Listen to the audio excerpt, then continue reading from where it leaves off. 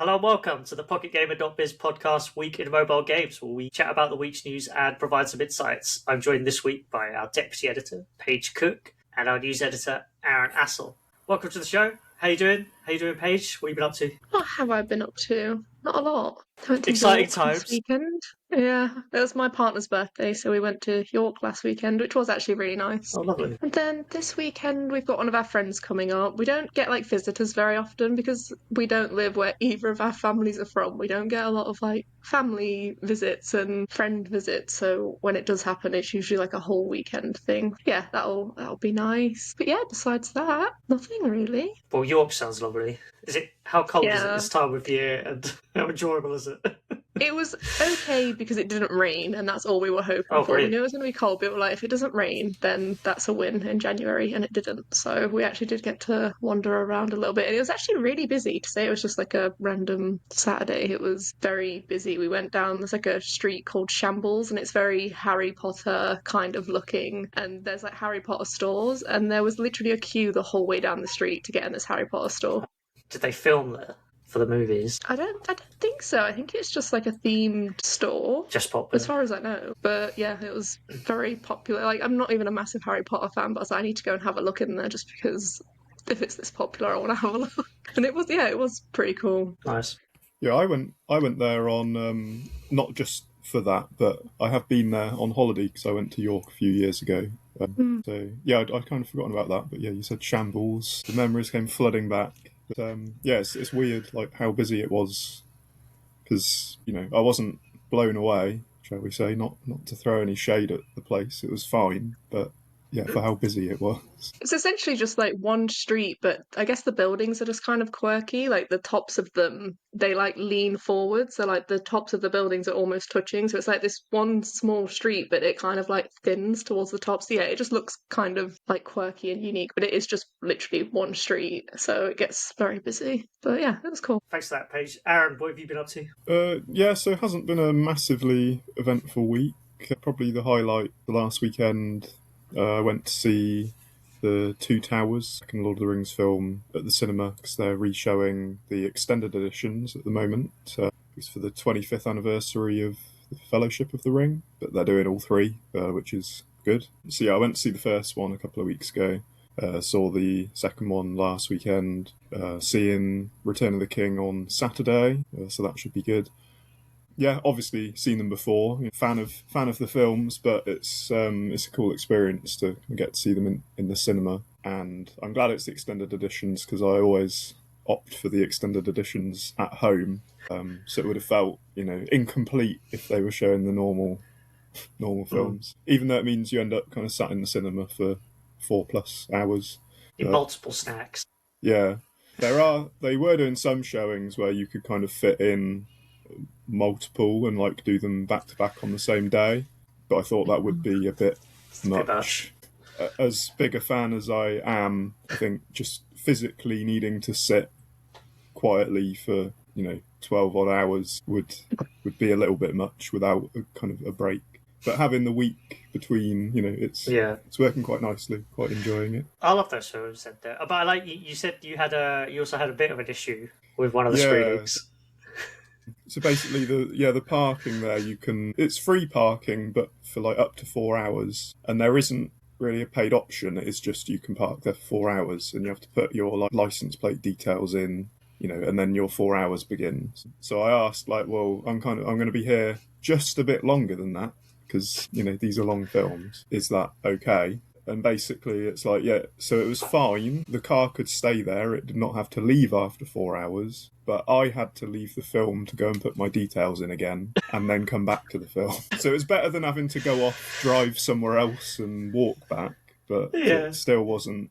Come back and park in a different spot. Yeah, but no, it's a little bit of a nuisance. I made sure to get that done before the Battle of Helm's Deep. I didn't want to be missing any of the action sequences. So at least it's something I've seen before. Would have been a bit miffed if it was a new film that was that long. Yeah, all right. Yeah, no, I love the extended editions. I've only seen them once, and as I said before, I've got the hankering to watch them again now. Yeah, definitely.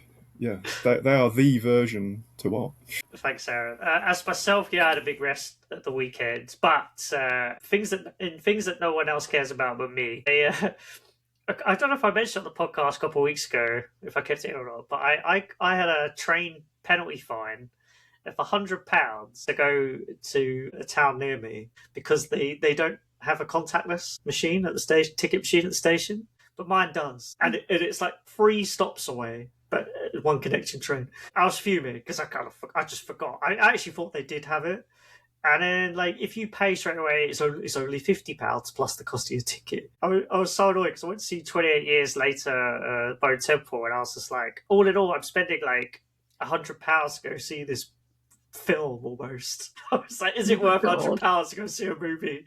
I don't think so, because that's like the ticket, snacks, train, fine, everything. I was just like, oh my god, it's ridiculous. But I appealed, and then they turned it down, obviously. And then that's when I was just like, right, I'm not having this. So I got very petty, and I went onto Google, and I found their announcement where they did say in November that they're going to have contactless from December, but they delayed that.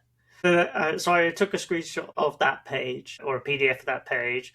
Then I found a government website that said it was getting it.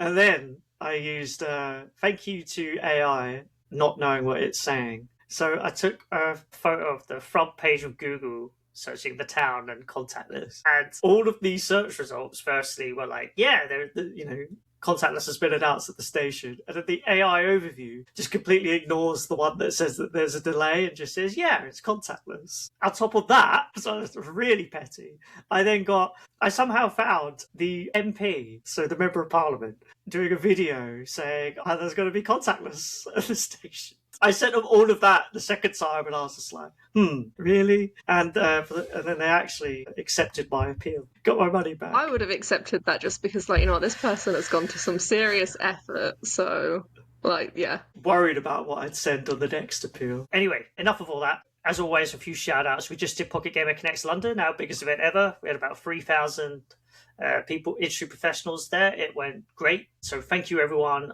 who came to that. We hope you had a great time. We got a bunch more events this year. Go for as quick as possible. We're going to San Francisco on March 9th. Dubai Game Expo Summit, May 20th to 21st. We're going to Malmo, May 27th. Barcelona, June 15th to 16th. Shanghai, July 30th. Helsinki, 13th and 14th of October.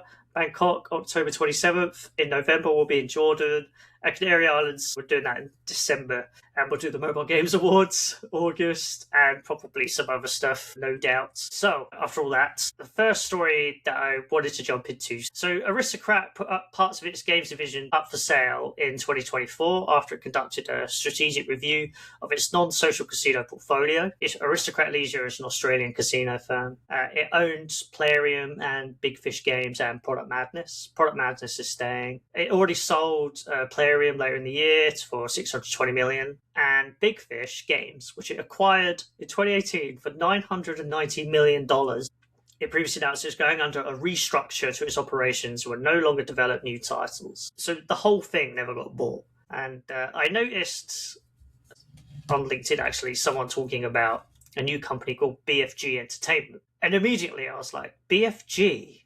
Is that Big Fish Games? And then I looked into it all. So apparently Aristocrat divested certain assets from Big Fish Games in 3 separate transactions. So a new company, as I said, called BFG Entertainment was established following the acquisition of some of those assets in October 2025. The firm now owns and operates BigFishGames.com and develops, publishes, and operates titles across PC, Mac, and mobile. As part of the deal, BFG Entertainment brought in 30-plus employees. It's headed up by Lasse Jensen, who is a former CEO at iWin and an advisor for Plugin Digital. And he told us, we acquired the PC premium business, including the catalog and IP, as well as a handful of mobile games. He added, we thought the assets were underutilized and that we could do better. We plan to grow both our PC Mac premium games business, as well as the mobile games, and develop more games for all of those platforms. Then a couple other things. Big Fish's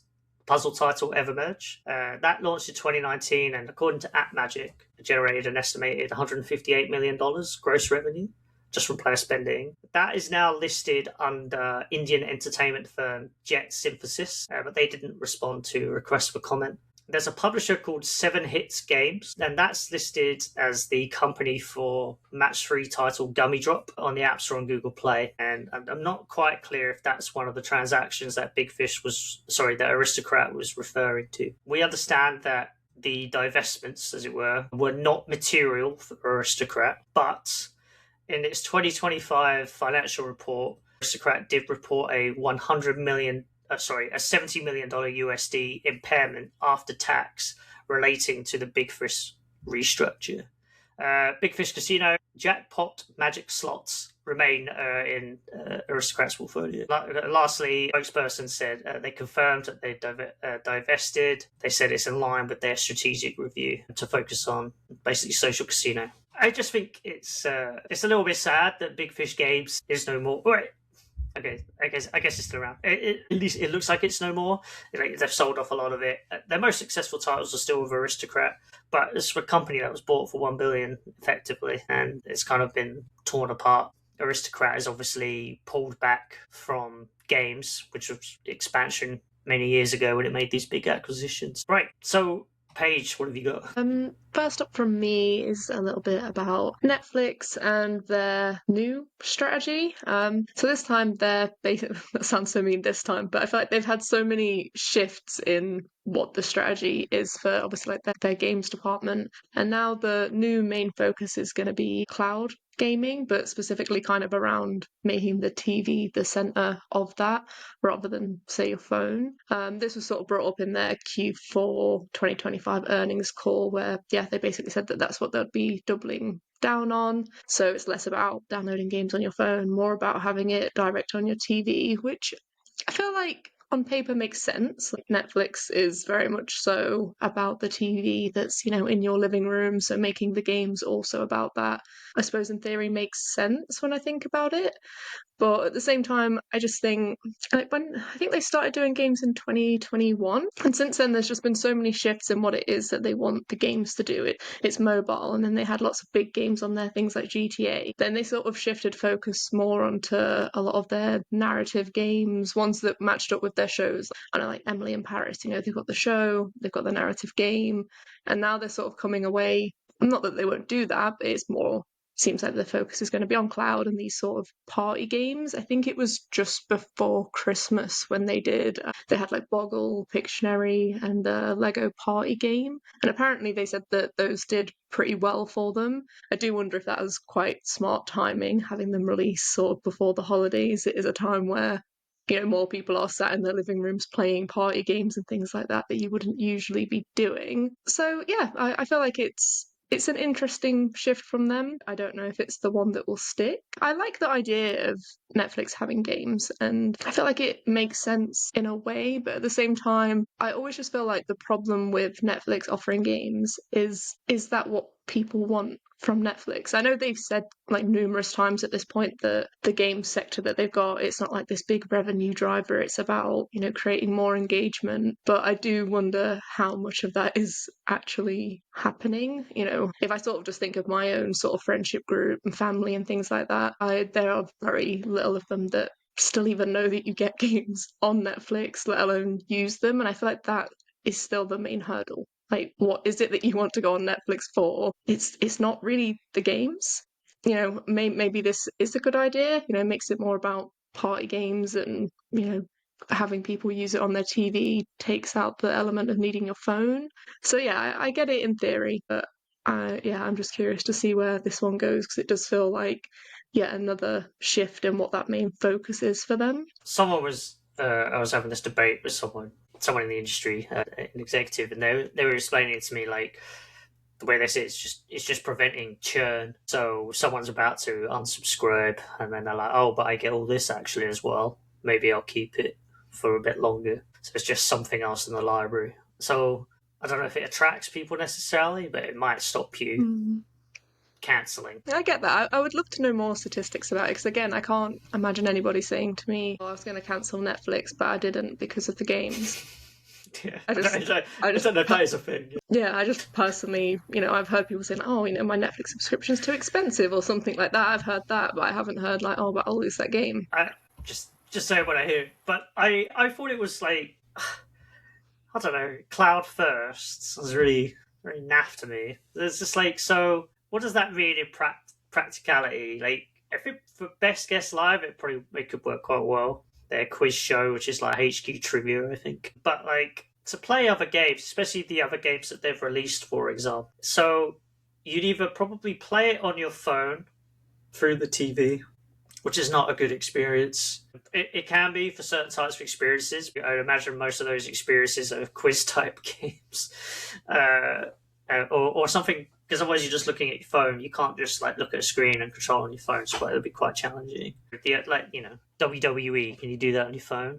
They're not going to release a controller, so you'd have to buy a controller from somewhere. I doubt you're going to do that just for your Netflix, unless, I mean, they're never going to get into hardware, so I won't go down that road. But I just don't really know what cloud first means for them and how that ultimately works, especially when I look at the previous strategy and the games that they've got. It doesn't fit for me. I know you can already play games on your TV, right, and use the remote control. But that's so basic. And again, like you say, that's not the kind of thing that's going to keep you with your Netflix subscription. So maybe they'll do more announcements during GDC of their new strategy like last year. All right, thanks for that, Paige. Aaron, what have you got? Yeah, so my first story this week is a Candy Crush one. So as of us recording today, King of Shadow dropped Candy Crush Crushable, which is a new daily puzzle game exclusive to Yahoo Games, which is itself making a comeback and hoping to become a big platform for casual games. So yeah, basically this is a bite-sized version of Candy Crush in one way, but with slightly different gameplay as well. So it looks like there'll be like a new puzzle every day where you are essentially given a tray of candies and have to determine how to fill them in on the kind of board that looks more like the normal kind of puzzle layout, but it's got a load of gaps in it, and you have to put all the candies in, which it's weird saying candies because English I'd say sweets, but Candy Crush. So you have to fill them all in, and I think aim for like high scores of basically doing that in as few moves possible or as quickly as possible, and positioning all of the sweets so that they all, I guess, get matched at the same time and kind of you clear the whole board in one go. And then apparently there's a bit of a competitive element, I guess. You can share your stats on how you did with friends and stuff, and I guess compete to see who can do it the quickest. So obviously it's like the New York Times really sort of popularized this kind of daily puzzle game type genre. So obviously you've got stuff like Wordle, which is still huge from a few years ago. So I guess it makes sense that Candy Crush would go into this, because we've seen them kind of experiment with things like the solitaire game and other things that kind of got shut down over recent years. But maybe this kind of format will be an area that there's a bit more of a market for, if it's just like if it becomes habitual that people go on once a day, do a level, switch off again, like maybe that's easier for people to add to their schedules. I'm hoping to do like an interview with them, so keep an eye on the website where I'm going to try and find out whether they expect this to mainly kind of target existing Candy Crush players, or whether it's a bit of a UA move to try and get new players. Because I'm not really sure what the target audience is at the moment. I can't imagine a vast amount of people who don't play Candy Crush would start playing this, but maybe I'm totally wrong and there are just daily puzzle fanatics who'll jump on the chance to play a new one. I think that I imagine Yahoo Games are just like, we'll pay you some money, can you do this for us please, to help our platform. And maybe and then I'll just be guessing after that, maybe there's like a division within King that kind of experiments with stuff to see what takes off.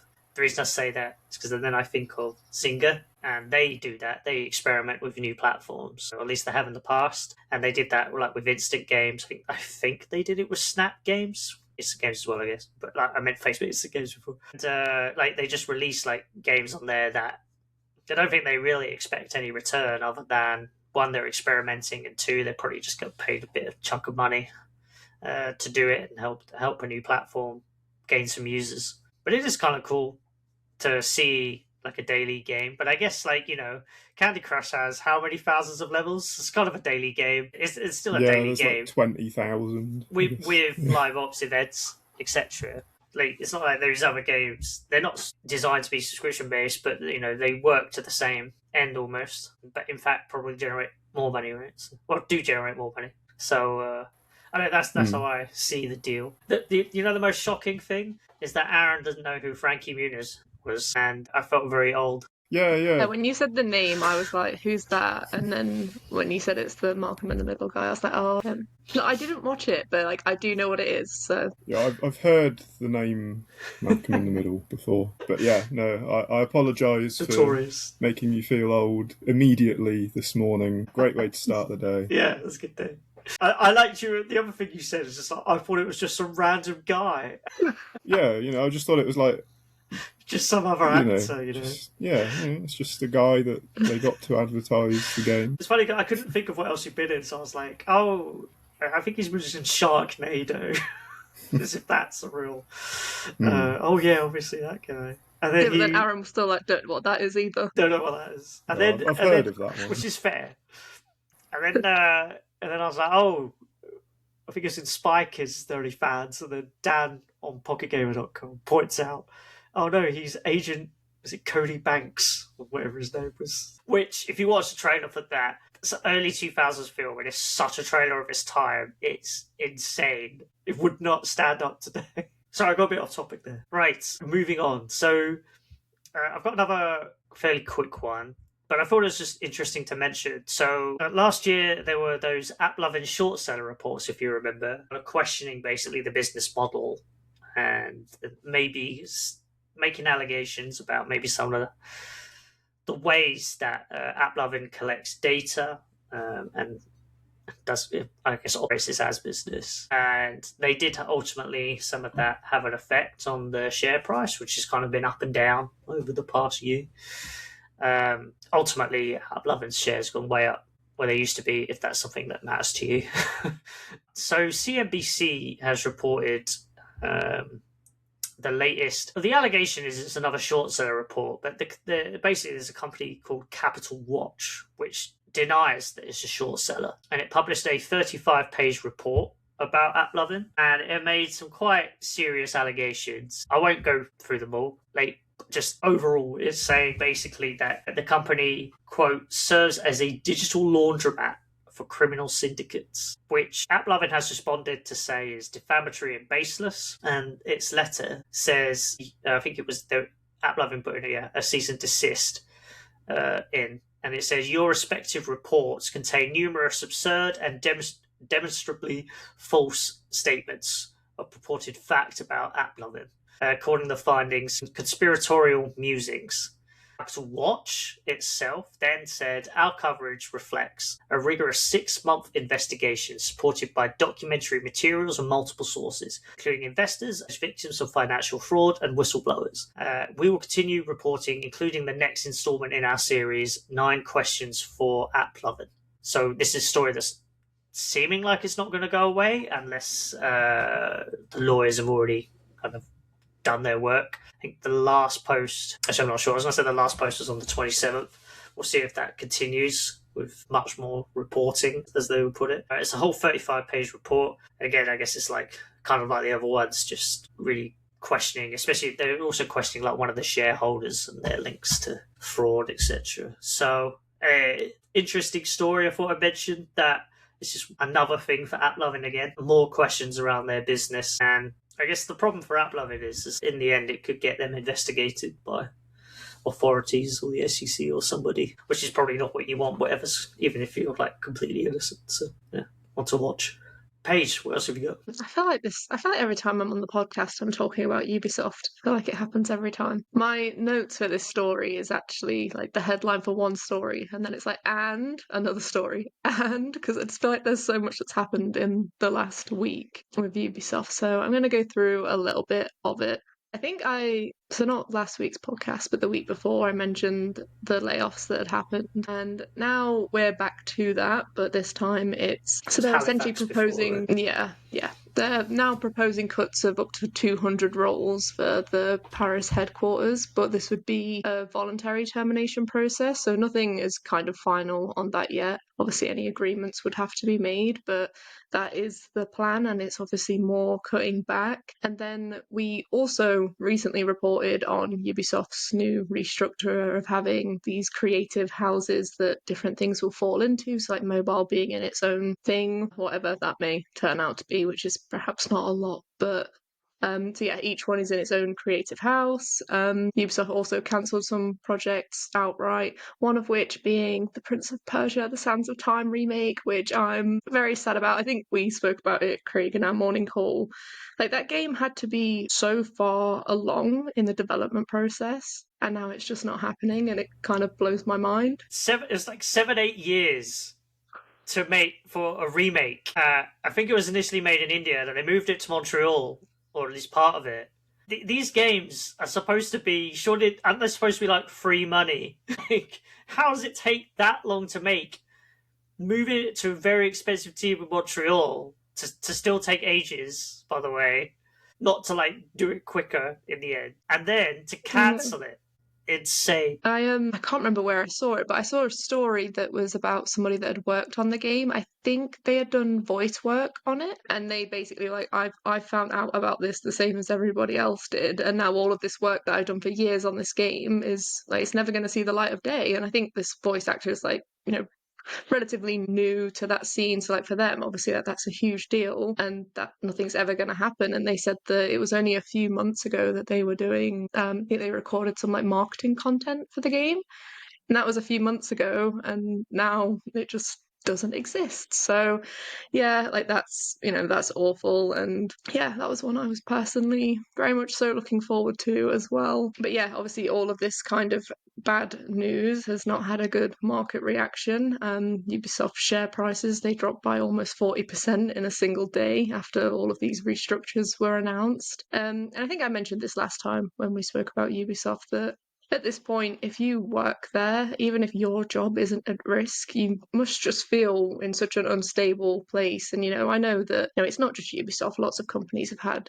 layoffs and a lot of time of uncertainty over the past few years. But, with Ubisoft, it does just feel kind of relentless over the last few years, and just sort of bad news after bad news. And then the final bit of the update on this is, now the escalation of all of this is that some unions that are representing Ubisoft employees are now calling for a 3-day strike. They're just not happy that there's been basically no dialogue about a lot of what has been proposed to happen. They feel that there's just a massive lack of respect, obviously no security. Obviously a lot of this is in light of, cost cutting, but there's also other issues such as their mandatory working in the office. I think unions have been trying to negotiate changing like their working from home policies for quite a while now, and not really had the headway they want with that. So yeah, all in all, it just seems very messy, Ubisoft. So we'll see what happens with the strikes, because as of now, that's just kind of a proposed thing that they're calling for. So we'll see what happens with that.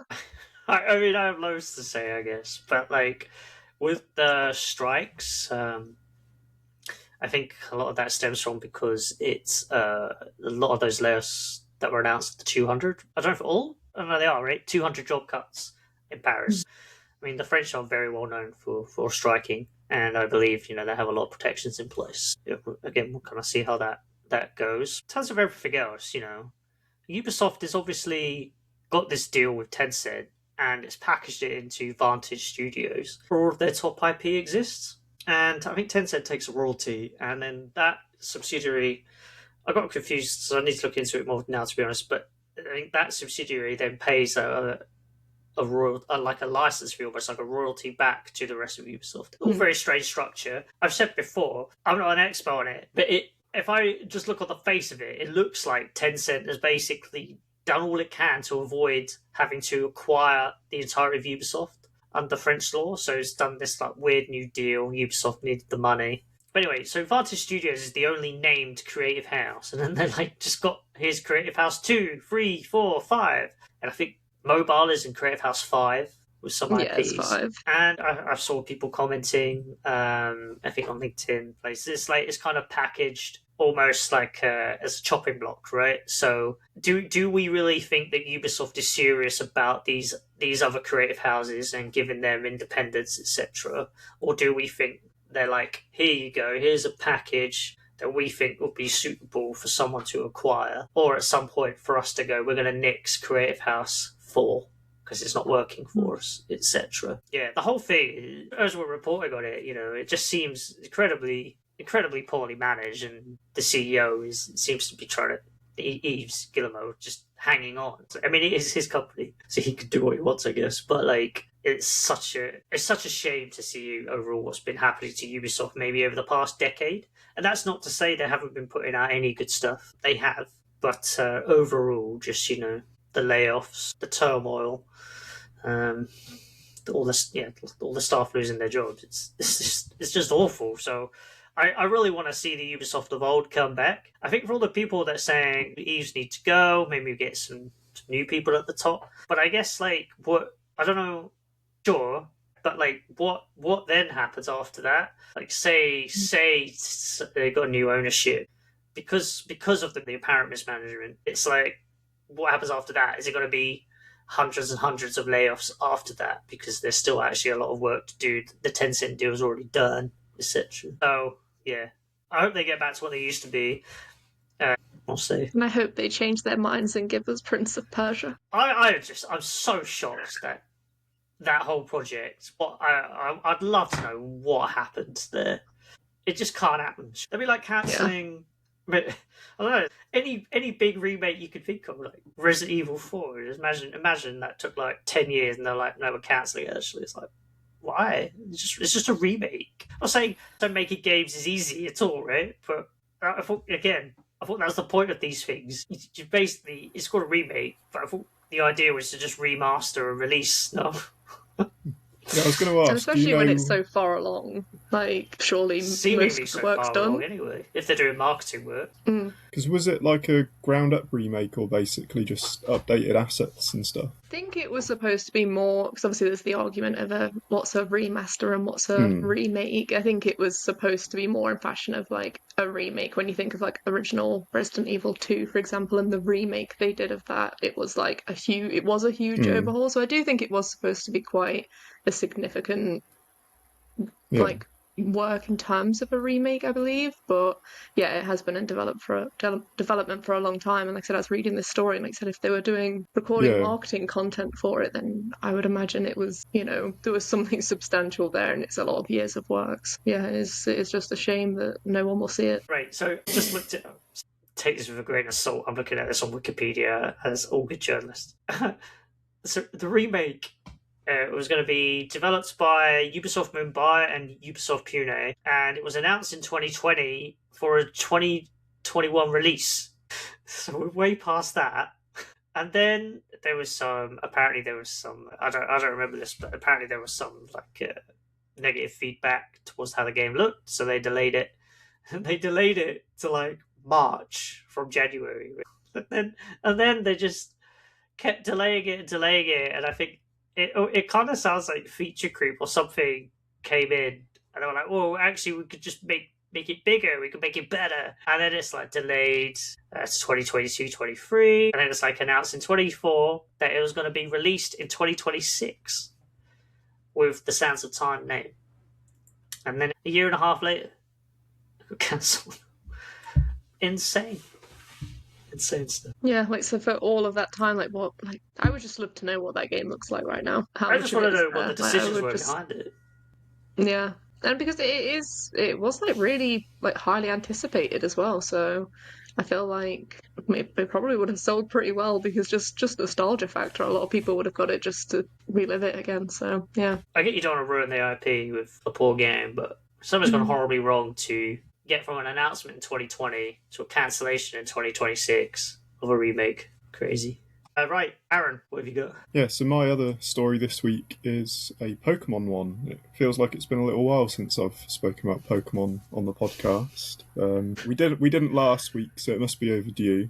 So this is a Pokemon Go story, so basically every February since 2021, Pokemon Go has done a Go Tour event where there's some stuff in person at different locations around the world, and then they do the kind of global version where everyone can access it from home. So it's always kind of late February around Pokemon's anniversary. And they've been working through kind of the regions, kind of generations of Pokemon. So like 2021, it was Kanto. 2022, they did Johto, Hoenn, Sinnoh, Unova. So this year is Kalos for the 6th generation, which, they've clearly gone through in order, but it's happened to time quite nicely because ZA, which came out a few months ago, was set in Kalos again, even though it's, from 2013, the region got introduced. So that's kind of its own thing, but the real kind of interesting bit to me is that they're doing a Road to Kalos kind of rewind, they've called it, basically kind of echoing the previous year's tour events for one day each, which they've never done before. So these events have always been kind of a one-time thing, and then they're done. And I say then the next year rolls around and it's focused on the next set of games, basically. And their big events, since they've started, they've always been kind of top 3 revenue generators every year, according to AppMagic. Obviously, the anniversary is usually up there. The Hoenn one in 2023, the tour event, out-earned even the anniversary event. So they're quite a big deal. It kind of seems obvious, you would want to recapture that. But yeah, they're finally doing that. So ahead of the February 28th Kalos tour, they're basically, rotating through the previous tours every day. So February 22nd will be kind of Kanto themed, so people will be able to have higher chance of finding a shiny Pikachu, Bulbasaur, Squirtle, Charmander. The legendaries like Zapdos will be in raids. That day will just be very much themed around Kanto. Then the 24th we'll have the Johto starters like Totodile and Ho-Oh and Lugia as legendaries in the raids. And I say essentially working through the previous tours, and I guess the starters are some of the most popular Pokemon. The legendaries are popular. Just seems like a big celebration, basically, of, I guess, every tour so far and every generation up to Generation 6 with the new event. And obviously it's worth noting that Scopely now owns Pokemon Go, so whether that has played a role in this kind of new live ops event strategy, or I don't know whether they would have planned it far enough ahead that this was going to be a thing anyway. Obviously it was last April-May time that they got acquired, so I wouldn't be surprised if Scopely has been a factor. And also, so obviously this is likely to incentivize people to play over that kind of week leading up to the new tour, which has its own kind of ticket you can buy. There's kind of the free version, and then the full experience is a paid thing. But you can buy the Road to Kalos, Go Pass Deluxe. So it's also kind of directly being monetized. So it just seems like they're, I guess, trying to scale this up and make the most of it, because they're big events every year as is. So why not make a whole week of it rather than just a weekend, which it usually is. So yeah, I found that quite noteworthy when I saw that that's a thing this year. And I say whether it's whether it's many factors like the Scopely acquisition, and because this year's Pokemon's 30th anniversary, whether it's just kind of they thought they would do it as part of a broader Pokemon celebration, because we're bound to get announcements and things kind of later in February as well for other spin-offs and mobile games and whatever's next for the main series. So whether this, I'd be curious to know behind the scenes if this is a Scopely driven thing or a Pokemon driven thing in a way. But either way, they're making a big thing of it, and I expect they'll make some good money out of it this year. Right, we'll stop there. Thank you, everyone, as always, for listening. Thank you, Paige and Aaron, for joining the podcast. Yeah, good to be here. Yeah, good to be here too. And everyone, have a great weekend, and we'll see you on next week's show. Goodbye.